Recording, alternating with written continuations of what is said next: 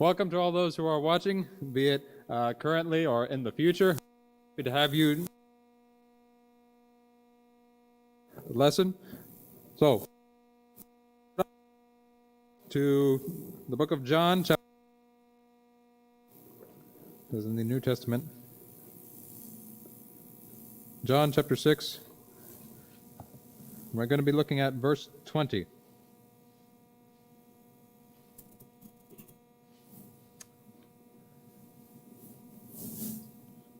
John chapter 6, verse 20. Are we there?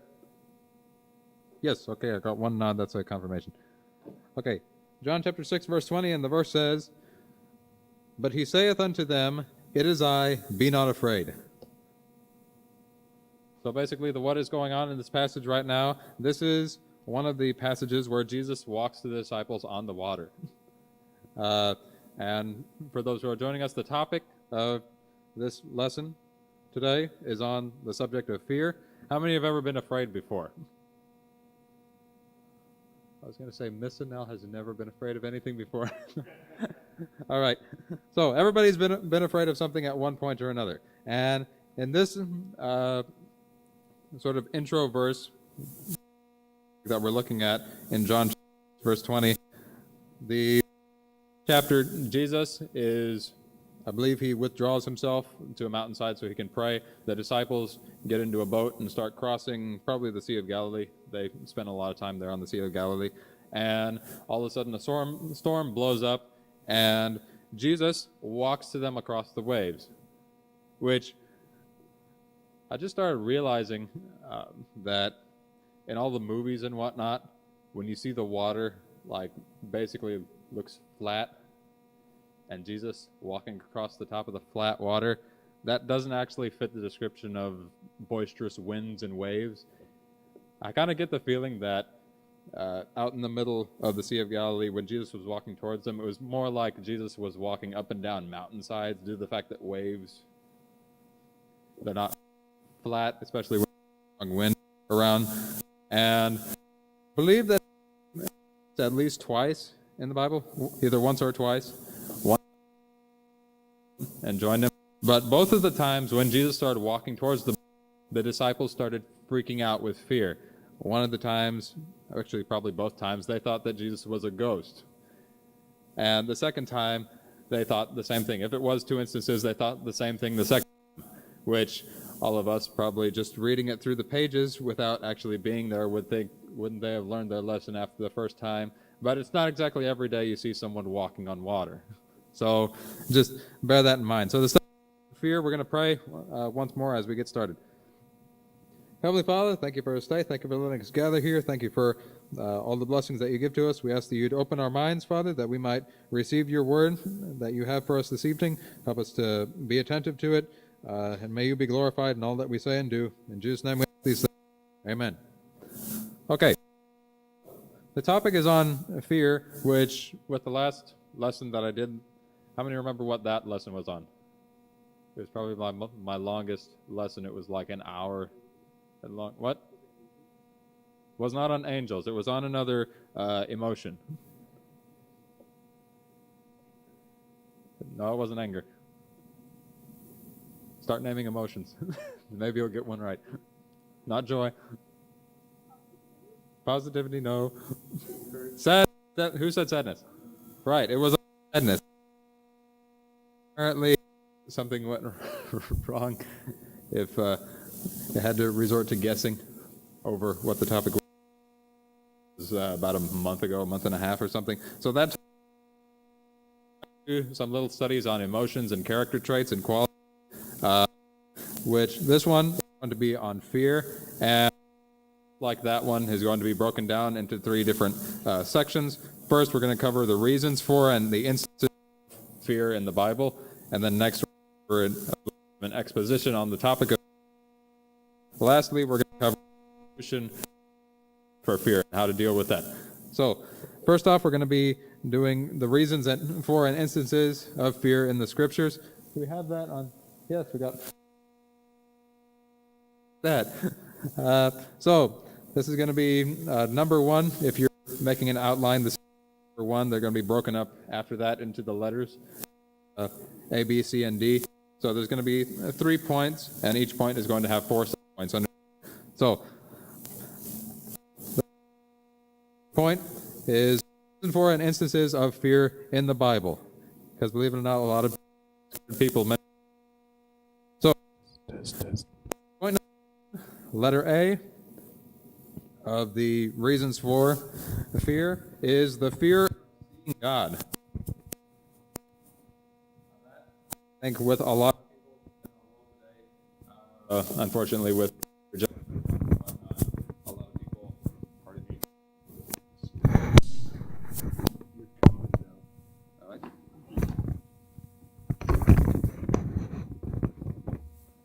Thank you, sir. All right. Okay. Hopefully this one will do a little bit better. Sorry for that little interruption. Okay, so the fear of seeing God, that's letter A for point number 1.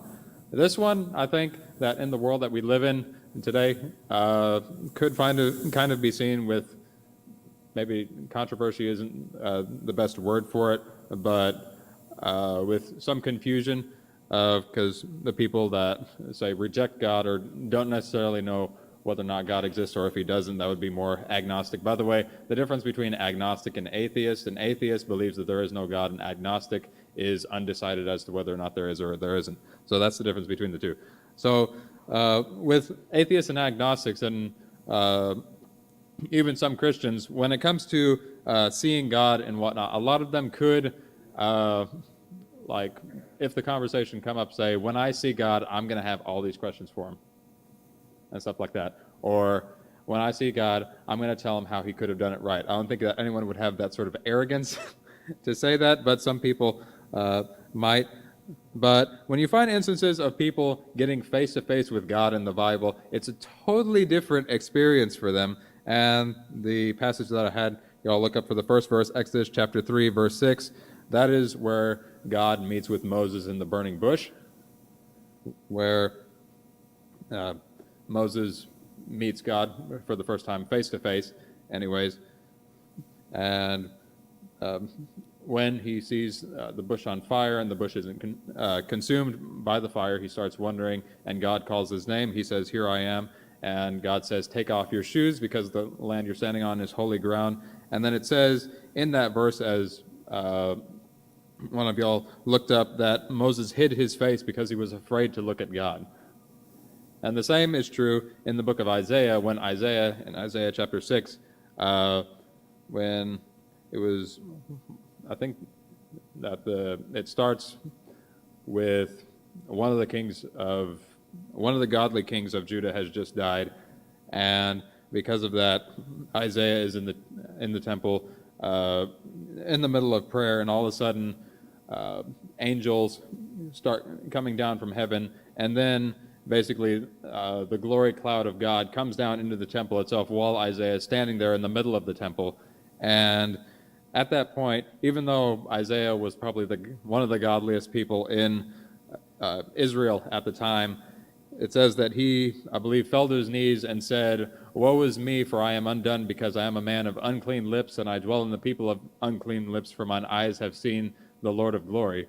Or something along those lines, maybe not word for word, but that's basically what he said. And then with the other instances, like with Peter, when he realized that Jesus was God, he told Jesus, "Depart from me, because I'm a sinful man." So with that, the fear of seeing God, which that is I would say almost a positive fear. If you are afraid to see God, that is a very good thing.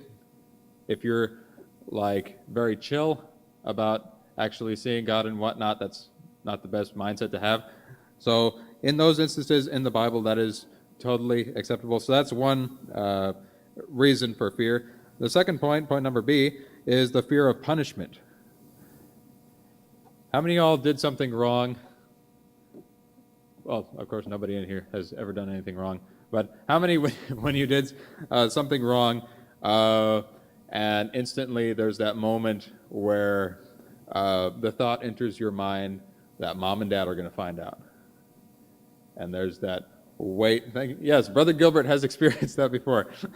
So there's that weight. I've had many, many instances where I did something wrong, and there's instantly that feeling where your stomach sinks down to the floor, where it's like, do I tell them that I did this? Do I not? Do I try to hide it? How do I get out of this? Because out of fear, we do not like getting found guilty. And with the verse that goes with that is right after Adam and Eve sinned, and God starts walking through the garden. And Adam and Eve, probably the second after they ate the apple, they had that feeling of, oh dear, God's going to find out. Which God already knew, of course. But something interesting as well, on a little side note that I'll try not to say too long on here. But with God walking through the garden, God already knew where Adam and Eve were when they hid themselves. Yet, while God's walking through the garden, he says, "Where are you?" Not because he doesn't know, but so that he can get Adam and Eve a chance to come clean with it. Which they sort of kind of do, and then all of a sudden they start playing the blame game where Adam blames his wife, and then Eve blames the snake, and the snake has no one to point to, so he can't really do anything at that point.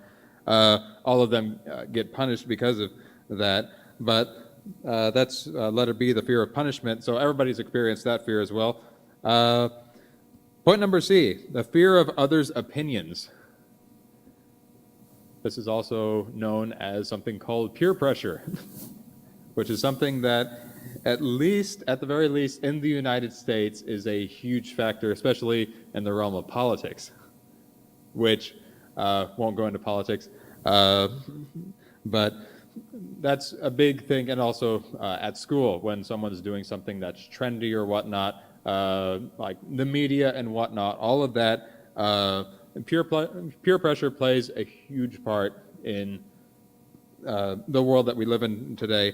And in the book of Galatians, because believe it or not, people in the Bible dealt with peer pressure as well.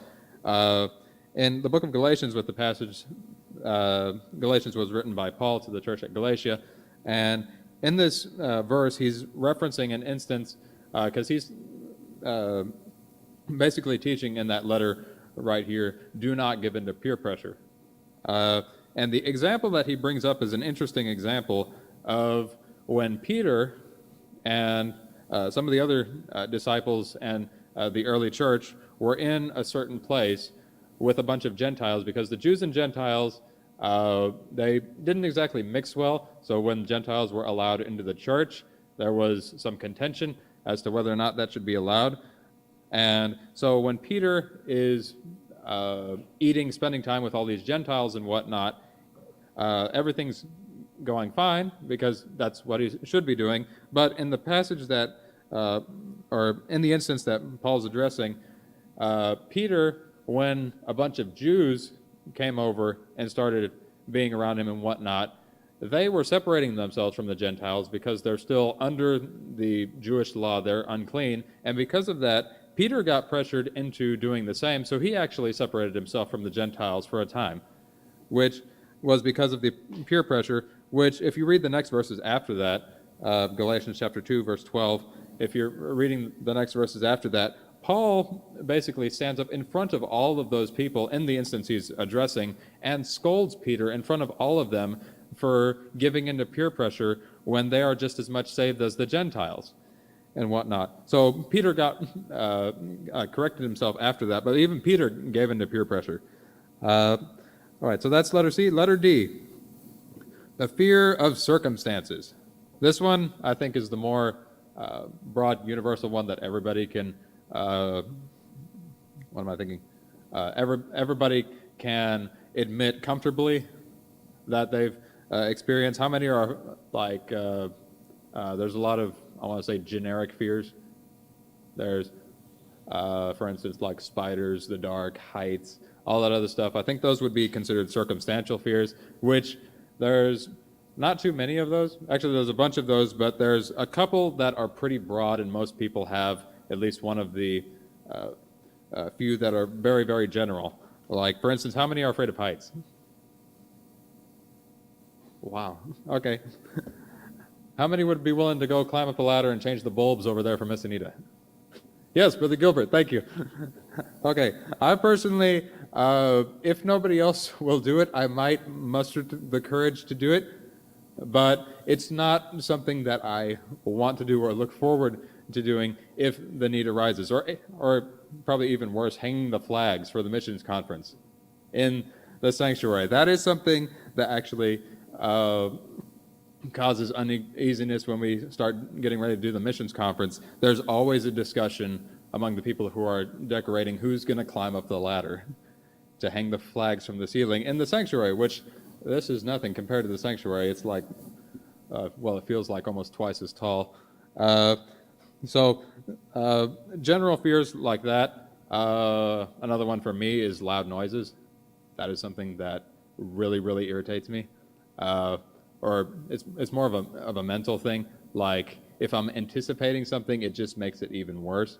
But that's just me. Other people's, it might be the dark, it might be bugs, for instance, cockroaches, spiders, that sort of thing. So everybody has some fear that they deal with. And then the verse right there, Jonah chapter 1, verse 5. Do we have that up there? Yes, that is the passage that we had, that one of y'all read as well. Brad, it was you back there because everybody else up here was frantically trying to find the book of Jonah. So Jonah chapter 1, verse 5, with that, it's sort of similar. There was a lot of storms at sea in the Bible, and with that story with Jonah, when he's trying to run away from God, which, by the way, is never a good plan, all of a sudden, while he's on the ship heading for the opposite direction of where God told him to go, all of a sudden this storm comes up, and when it says mariners, I believe is the word that it uses, the guys on the boat have been doing it for years.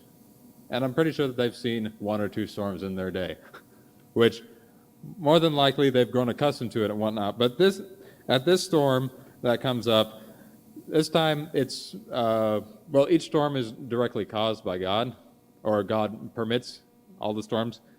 But with this one was literally divine intervention of waking Jonah up. So if you get on, maybe not God's bad side, but if God starts disciplining you and you're in a boat, that's not a very safe combination. So anyways, these guys who were professionals at that were literally scared and start throwing stuff overboard, trying to lighten the load of the boat because they have a feeling they're going to sink. There's probably water flooding into the boat and whatnot, which is interesting to think that Jonah was asleep at the time, which kind of shows you that he's pretty distant from God if he can sleep while he knows he's running away from God, which if you read through the entire book of Jonah, it seems like he wasn't on the best terms with God throughout the entire book. But God, that doesn't mean God didn't use him. God still used him to speak to the people of the city of Nineveh, which led to, as far as we know, the greatest revival in human history. So God still used him, even though he was disobedient in that regard. So they were afraid of their circumstances as well. So that's letter A. I'm going to try to finish this out within the allotted time that I have. So point number 2, the exposition on the topic of fear. Letter A for the exposition is uncertainty is probably the primary root of most fears. Wait, I should stop looking back here. I keep wondering if that's actually up there or not. Yeah, all right, you got it. So, point number A, uncertainty is probably the primary root of most fears. With a lot of fears, for instance, like with the dark. Let's just take that for instance. How many of you were scared of the dark? All right. So here's an interesting question. Why were you scared of the dark? You don't know what's there. Exactly. For instance, I'm personally kind of scared to bring up an illustration because it might make you uneasy. And then you might actually start thinking, but like, for instance, if you're like laying in bed or something when you were younger, you didn't know whether or not there was a monster in your closet. And because it's dark, you can't even see the closet door, which just makes it even worse. So because of that, it's uncertainty. That's the biggest factor of it. There is a way, I think, to have fears where there is certainty and uncertainty is not the cause of fear or the root of the fear. For instance, this is just me personally, but I personally think that even Jesus himself dealt with fear, which might bring up a lot of people getting mad at me for stating that, but I personally consider that stress is, in a sense, fear, or dread would be a fear as well. For instance, with going to the doctor, there's a good example. When you go to the doctor to, say, get a flu shot or something, sorry if you don't like needles as well, but while there is, like, you can have certainty that you are going to get a flu shot, but doesn't mean that you're not afraid of getting the flu shot. So there is a way to have certainty about something, but still be fearful of it. In the same way, I personally think that Jesus dealt with fear, particularly before he went to the cross, when he was in the Garden of Gethsemane. And he had to separate himself and started praying earnestly. He started literally sweating drops of blood and asking God.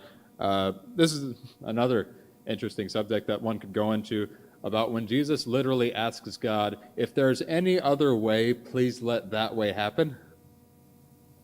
Which kind of shows you that Jesus was extremely stressed out, which there's actually proof that if you get to a point of extreme exertion with stress and whatnot, you can actually literally sweat blood, which is exactly what happened to Jesus in the garden, which a lot of people probably questioned back in the day, but now that we have science, we can find out these things, which, by the way, for Christian science is not a bad word. It is a tool. A lot of people, unfortunately, misuse it to try to lead people away from God rather than towards God, because this is a little side note as well. I have so many side notes, but science itself, just lost where this was going. All right. So anyway, I'll probably remember it in a minute. So dealing with sweating blood, a lot of times. Okay, I've just found it again. Okay, so oh dear, I think I just lost. Very interesting situation I'm in right now. Please pray for me. I would greatly appreciate that. Dealing with science, a lot of people, because a lot of people use science as the reason for explaining why there can't be a God. And ultimately, when you logically think about it, all that science has done is tell us how the universe works. And for a lot of people, unfortunately, they come to the conclusion that because we know how the universe works, therefore, there can't be a God because we know how it works now. There's a problem, though. How did it get here? We didn't make it. And on top of that, as we're finding out all the time, the universe is crazy more complex. Each time we think we've learned something, there's always something else that's way more complicated. Like when we found out that there's diseases. All of a sudden, it opens up a whole new expository of... expository, that's probably not the best word. Opens up a whole new study of the different kinds of diseases, what causes diseases, what are diseases themselves, and all this other stuff. So each time we start getting a little glimpse of something with science that we discover, there's always so much more after that. That makes things so much more complicated, and people use that as a claim that there's random chance which made all of this, even though each step we take gets everything more complex, which reduces the chance to what it has always been, which is absolute zero of everything coming into existence by itself. So going back to the topic of fear, that was a very long rabbit trail. Going back to the topic of fear, uncertainty is probably the primary root of most fears. So that is, now that we've covered that, there are some instances where you can be certain about something and still be fearful of it. Uncertainty is probably the biggest cause of most of them. And letter B, for point number 2, while fear isn't sin, it can lead to it if one isn't careful. This one could also deal with peer pressure very closely, like hand in hand. It could deal with peer pressure, for instance, with, let's see, who was it? King Rehoboam, for instance, who was king after King Solomon, who, after the reign of Solomon, is when the kingdom divided to north and south, which was Israel in the top and then Judah down at the bottom. So it split. And the reason because it split is because King Solomon's son Rehoboam, when the people asked him if he would basically lift all of the burdens of taxes and other things that King Solomon had put on them, he decided that he was going to talk to the elders who had worked with Solomon, and when he did, they said, the people will serve you if you lift the restrictions and the taxes that they have. But he decided that he was going to talk to his friends instead and ask them, his young friends, who said, basically, don't listen to the people. If you want more money, tax them even more. Which he made the very poor decision of giving into that peer pressure from his friends, which, by the way, he did not have the best friends. And because of that, he literally, I think word for word, said, my father chastised you with snakes, I will chastise you with scorpions. Basically saying, yeah, I'm not lifting the taxes, I'm just going to put more on you. Have a nice day. And because of that, the kingdom split between north and south, and they had several conflicts and whatnot, but because of probably the peer pressure from his friends, he was afraid probably that he would become unpopular or even lose his friends over his decision regarding that. which honestly, if those friends decided to leave him because he didn't go with that decision, that would probably be for the best, so that he would have made wiser decisions. But because he was afraid of that and feared that more than fearing losing the loyalty of the entire kingdom, the kingdom divided because of that. So fear itself isn't sin. And a lot of people, I think, can unfortunately, I believe, misread a lot of the passages where, or they could say, for instance, fear is a sin, because when you see in Scripture with the angels and whatnot, they always say, do not fear, and do not be afraid and whatnot, which in kind of the sense of the way they're saying it is an order, if you look at it from the very literal way. However, I personally think that when they say that, it's more of a statement of comfort rather than this is an order, and if you disobey it, if you disobey the order, you're disobeying God and you're sinning. I don't believe that that's the way that it's meant to be. For instance, if you have a son and his father, and the father is, for instance, let's go back to the dark. Say the son, lying in his bed, thinks there's monsters in his closet. All of a sudden, his dad opens the door, and there's just this silhouette of this tall, towering man in the doorway. If his dad says, don't be scared, it's me, that is not a direct order, and if the kid is still afraid, his dad's going to spank him for it. That is not, I think, the way that that expression is used. That's more of a comfort, like, I'm here, nothing is going to happen to you.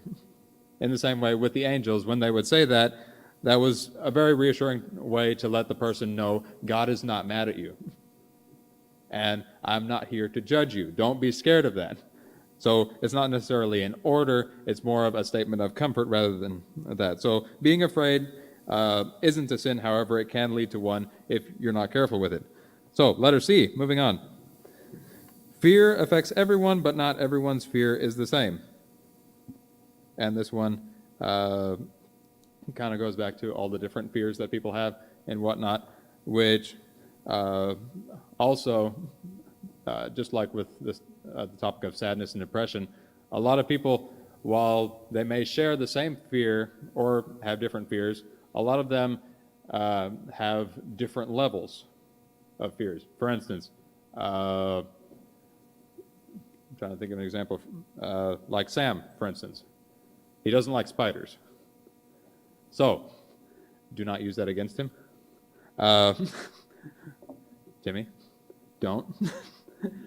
So, anyways, but if, say, for instance, Sam saw a spider or something, it'd probably just make him mildly uncomfortable.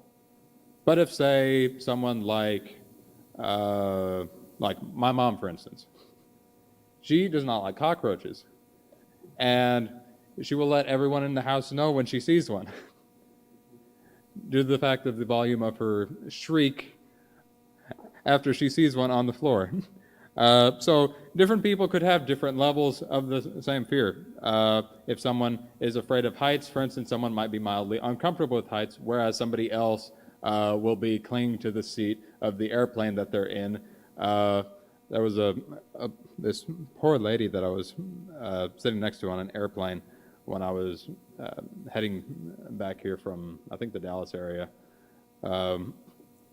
who I noticed when I got on the airplane, and as the airplane started either taxiing down the runway or was about to take off the runway, she crosses herself.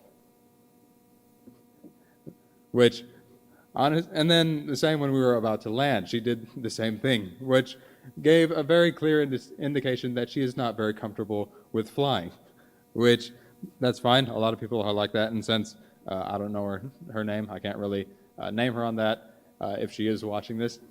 But different people can have different levels of fear. Some people can share fears. Some people can have different levels of the same fear that they share. Letter D. Fear can keep people out of harm's way or keep them in harm's way.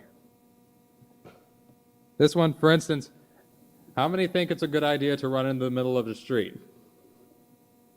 Did you raise your hand? No, you didn't. Okay. If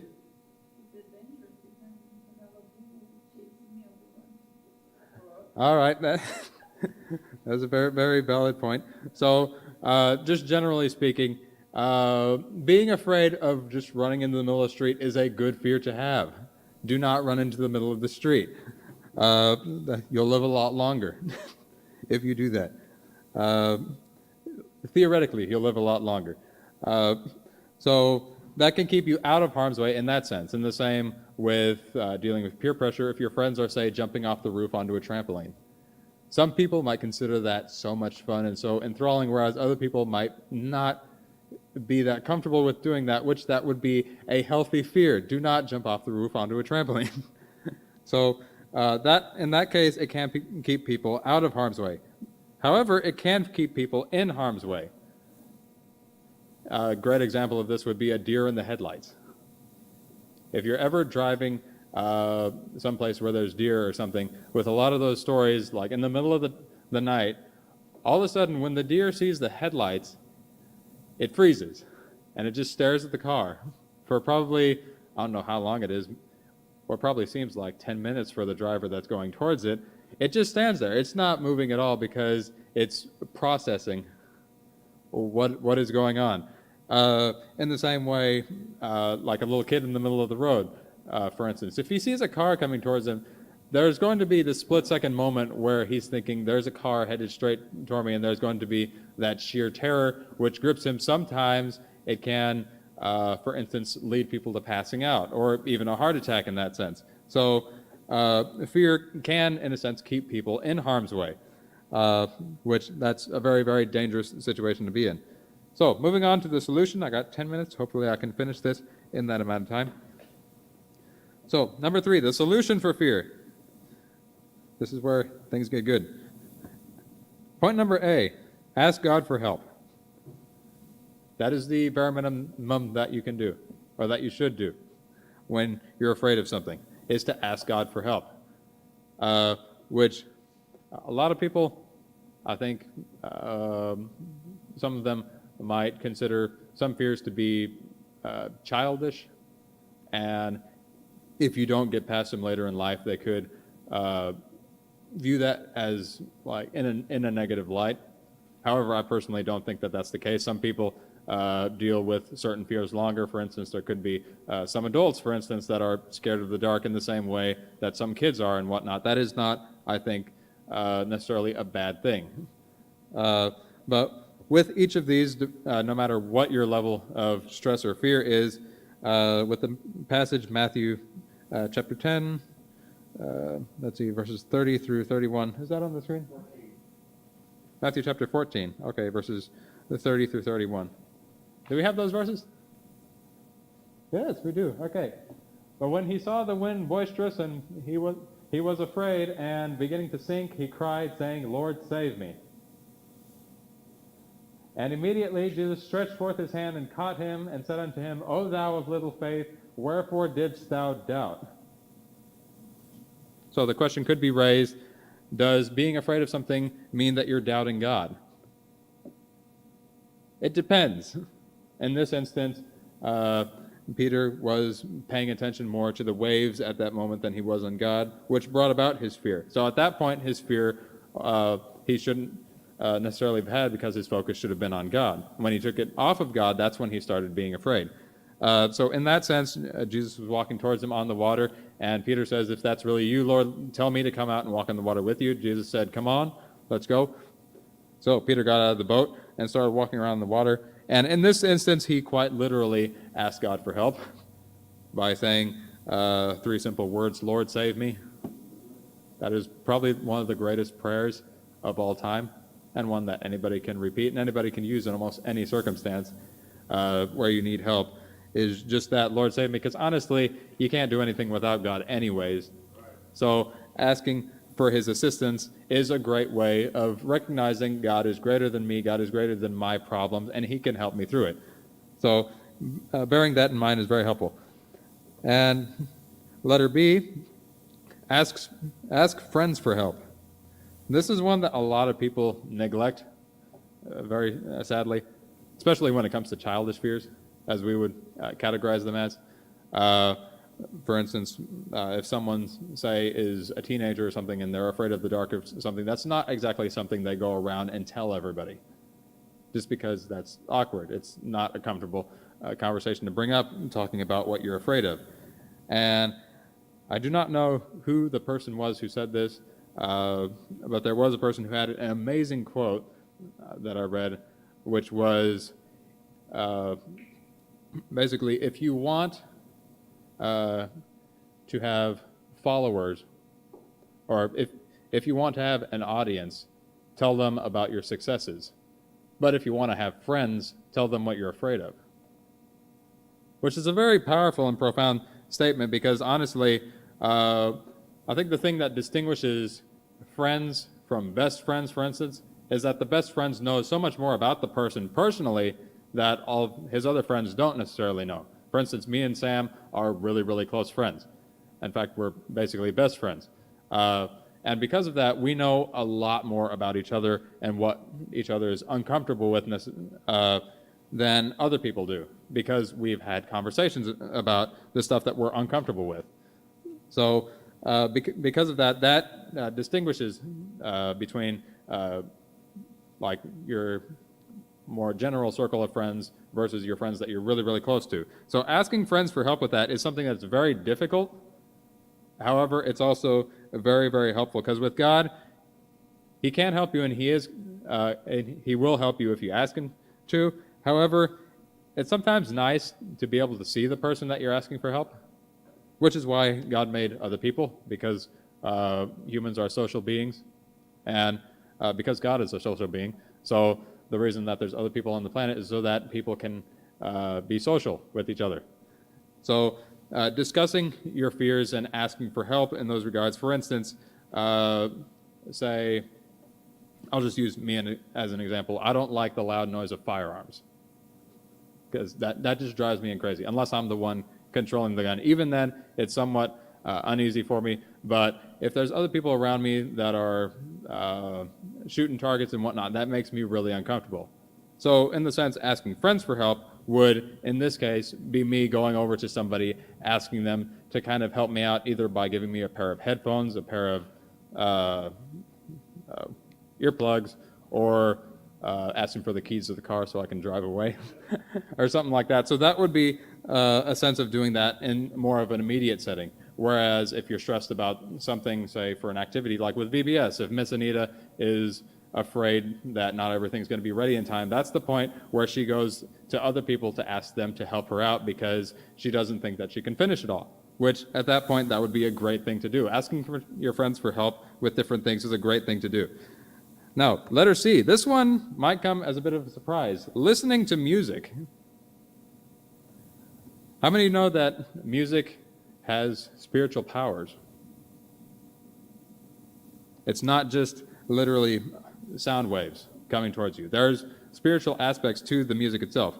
For instance, a very, very, I think, obvious illustration of this is that when you're listening to something like rock music or something, all of a sudden, if somebody asks you a conversation, you might not exactly be in the best mood to talk to them, because they're interrupting you while you're listening to that. It has kind of an aggressive feel to it, which might make you somewhat more standoffish, which is not the same for everybody, and it's also not at the same level for everybody. But when I'm listening to, say, hymns or something, instrumental like piano and orchestral hymns and whatnot, I'm generally a lot more easygoing with whatever I'm working on, whereas when I'm listening to something that has more of an aggressive tone to it, suddenly I want to isolate myself into my own little world, and I don't have time for anybody else and all this other stuff that comes with it. So music does have spiritual powers to it. I mean, just look at Satan. He was literally basically the choir director in heaven. And music is one of the biggest ways he uses to tempt people, because you can persuade people to do different things through music subconsciously, because they don't know necessarily that they're thinking different things, or don't acknowledge that in their minds when they're listening to a certain type of music. However, listening to music can actually be a great benefit if you're afraid. For this instance with King Saul. Because David played the harp. David was really, really good at playing the harp, so much so that one of the guys in Solomon's court, when one of his advisors told Solomon that you need to find someone who can play an instrument very, very well, so that listening to the music can basically make your anger subside. And David just so happened to be a good enough player, even though he was a shepherd out in Bethlehem. He was good enough at it to the point where somebody in King Saul's court recommended David, even though he's just a shepherd at the time. He had either heard him or heard small talk from probably the people of Bethlehem talking about how good David was at playing the harp. And so King Saul, as it says in this verse, basically summoned David to come and play the harp for him. And it came to pass, when the evil spirit from God was upon Saul, that David took an harp and played with his hand. So Saul was refreshed and was well, and the evil spirit departed from him. Just by listening to the music that David played, which I'm pretty sure, based on the way music affects attitude and whatnot, that David was not playing heavy metal on his harp. I don't know how you could anyways, but it was with a lot of the Psalms David wrote. I have a feeling a lot of them he wrote while he was a shepherd, or had the words bouncing around in his head, because he was so close with God, to the point where God literally calls him in the Bible a man after God's own heart, which is one of the greatest compliments in the entire Bible. So David probably played very soft, very peaceful music, and then along with that, with the Psalms, he more than likely sang a couple of his Psalms to King Saul, which would make the spirit depart from Saul. And a little something else to note, when it says the evil spirit from God, that does not mean that God caused Saul to be angry, or that God necessarily sent an angel to make Saul mad and to upset him and whatnot. I think that a more easy to understand way of thinking about that is with the story of Job, when Job has everything stripped away from him. While it wasn't directly God who caused it to happen, Satan had to get permission from God for it to happen. In the same way, I have a feeling, due to the fact that the Spirit of God departed from Saul after Saul rejected God's authority and decided that he wanted to be king on his own, that I'm pretty sure it was probably literally a demon that came and possessed Saul during these times, at which point, on several occasions, he tried throwing a spear at David while he was playing his instrument. But in this sense, when it says the evil spirit from God, I believe the sense of that is God permitted that evil spirit to indwell Saul at the time, not that God caused the evil spirit to indwell Saul. So, important little distinction there. So listening to music helps a whole lot, which also, that's something that helps out if, say, you're trying to sleep, you can't sleep and whatnot. Listening to slow, peaceful music is a great help to falling to sleep. For instance, I listen to music all the time. Almost 24/7 I'm listening to music of one kind or another. But with going to sleep, I've gotten into the habit of putting on slow, quiet music, because it helps me to, avoid the silence. Because the silence bugs me when I'm lying in bed. I mean, I can still fall asleep, but it's so much easier when there's music to it that kind of makes your head start swimming, if I can use that phrase. So, last point number D. Come to Jesus. That is something that you should have done in the first place. When you're afraid, in the same way you ask God for help, in the same sense, you can literally, maybe not in the physical sense, but run to God. That is what God wants. In the same way that the children ran to Jesus when the disciples were trying to get the kids to go away from God because he doesn't have time for them, which is not true. That Jesus said, "Let the children come to me." It's that same kind of sense. A lot of people mistakenly think that God's kind of a Zeus-type character up on a cloud with a thunderbolt waiting to judge people and punish people because of their sin. That's not God. The same God of the New Testament is the God of the Old Testament as well, which, as is portrayed through Jesus, Jesus was not at all weak. He just controlled his temper.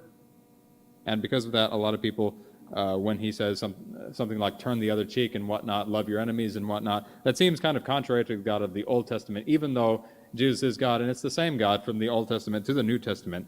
And there are so many instances in the Old Testament of God's forgiveness, which a lot of people overlook because they're busy pointing out God's judgment on different people. So with this, let's see, these verses, Matthew chapter 11, verses 28 through 30.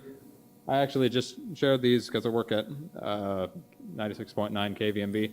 There was a lady who's always calling us on the phone asking for prayer for different stuff. She has a very difficult situation with her daughter and her grandkids, which she is asking prayer so often for, which I felt that I could share these verses with her because it's great for calming someone down who's very stressed and very afraid of the future or something. This is what Jesus says, and this is from Jesus, and Jesus can't lie, and Jesus is God, so he can fulfill everything that he says. He says, "Come unto me, all ye that labor and are heavy laden, and I will give you rest. Take my yoke upon you, and learn of me, for I am meek," not weak, meek. Difference between weak and meek is that weak means you don't have the power. Meek basically means you have the power, however you control it. So that's the distinction between those two. "For I am meek and lowly in heart, and ye shall find rest unto your souls. For my yoke is easy, and my burden is light." That is a great, opening verse to someone who is unfamiliar with Jesus or with what they would refer to as the God of the New Testament, which is the God of the whole Bible. But that's what Jesus says to do. It's not judgment, fall in line and whatnot. Jesus literally says, "Come unto me and I'll give you rest. Take my yoke upon you because it's easy and my burden is light." Jesus does not want people to suffer. He permits suffering to happen. However, he wants people's life to be easy with their dependency upon him because, for instance, with fear, when someone's afraid of something, it makes... I'll use an example. For instance, if, say, I'm drowning or something. Say I'm 8 years old or something and I'm drowning. At that point, I'm freaking out. Fear is the number one and probably the only emotion that I'm feeling at the time. At which point, basically the only thing you can do if you don't know how to swim and you're drowning is to call out for help. At which point, if I was at that age, my dad more than likely would jump into the water and pick me up out of the water. Which, it's the same with God. God knows that we can't go through all of these different circumstances and tribulations by ourselves, which is why we need God.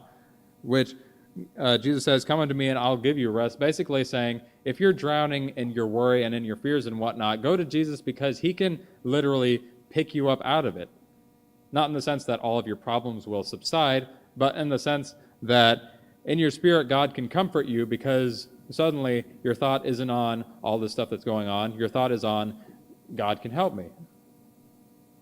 Which God will do, but just changing that mindset can be so beneficial to making your fears maybe not completely subside, but be bearable at that point. So that's going to basically conclude it. I'm going to go ahead and close out with a word of prayer. Thank you for joining us, those who are watching online. So we're going to go ahead and have a word of prayer. Here we go. Heavenly Father, thank you for this day. Thank you for all that you do for us. We thank you for your word, for your promises that you have. We ask that you'd be with us now. Take these lessons that we've learned, Father, on fear. Help us to apply them to our lives, Father, that we might learn to trust you more each and every day, because all of us go through different stressful events, Father, and each one is different, Father, and you know each and every one of them. We ask that you'd help us to remember, Father, that in the midst of our fears, that you can comfort us, Father, and that you, as your word says, that you do work all things together for good. We ask that you'd comfort all those people that need comforting in the world right now, and for all of us as well who are going through stressful or fearful situations. We ask that you'd comfort each and every one of them as well. And may you be glorified by everything that we say and do. In Jesus' name we ask these things. Amen. All right, before you are dismissed, are we stopped?